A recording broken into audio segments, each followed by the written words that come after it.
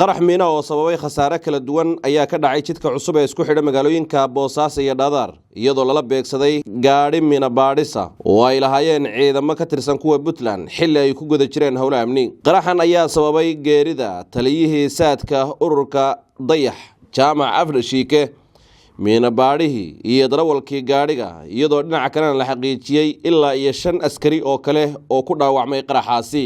Ciidamo dheeraada ayaa loo diray halka qaraxa uu ka dhacay si loo sugo ammaanka loona bilaabo baadhitaan ku saabsan nooca qaraxa iyo cidda ka dambeysay.